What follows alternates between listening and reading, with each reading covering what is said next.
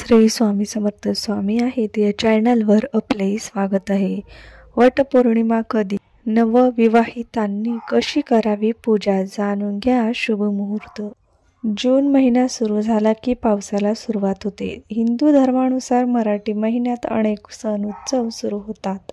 ज्येष्ठ महिना आले की स्त्रियांना वेध लागतात ते वटपौर्णिमेचे। आपल्या पतीच्या दीर्घायुष्यासाठी आणि अखंड सौभाग्यासाठी स्त्रिया वटसावित्रीचे व्रत करतात।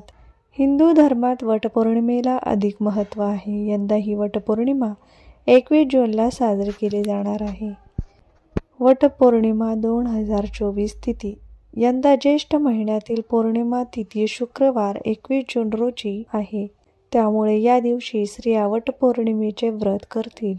पौर्णिमा तिथी 21 जूनला सकाळी 7:31 सुरू होईल तर आणि 22 जूनला संध्याकाळी 5:37 संपेल। वटपौर्णिमा पूजेचा शुभ मुहूर्त। वडाच्या झाडाला पूजण्यासाठी 21 जून रोजी सकाळी 5:24 ते 10:30 असणार आहे। विवाहित महिला वडाच्या झाडाला का पूजतात?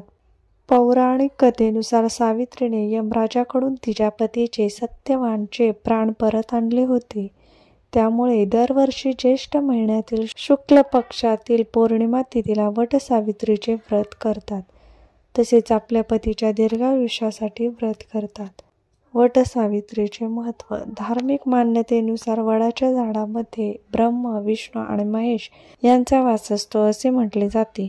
कथेनुसार वडाच्या झाडाखाली सावित्रीने आपल्या पतीला पुन्हा जीवनदान दिले होते असे सांगण्यात आले आहे। वडाचे झाड हे धार्मिकरित्या जितके महत्त्वाचे आहे तितकेच शास्त्रीयदृष्ट्या वडाचे झाड 100 पेक्षा जास्त काळ जगते।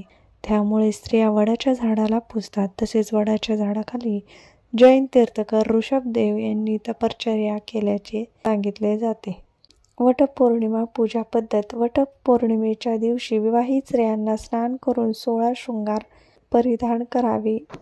व्रताचे संकल्प करून पिवळ्या रंगाचे कपडे परिधान करा।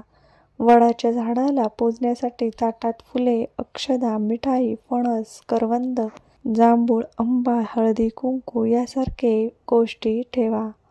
वडाच्या झाडाला पाणी टाकून रक्षासूत्र बांधून 7 वेळा प्रदक्षिणा मारा। पतीच्या दीर्घायुष्यासाठी मनोभावे प्रार्थना करा। विवाहित स्त्रियांना सौभाग्याची लेणी देऊन त्यांचा आशीर्वाद घ्या।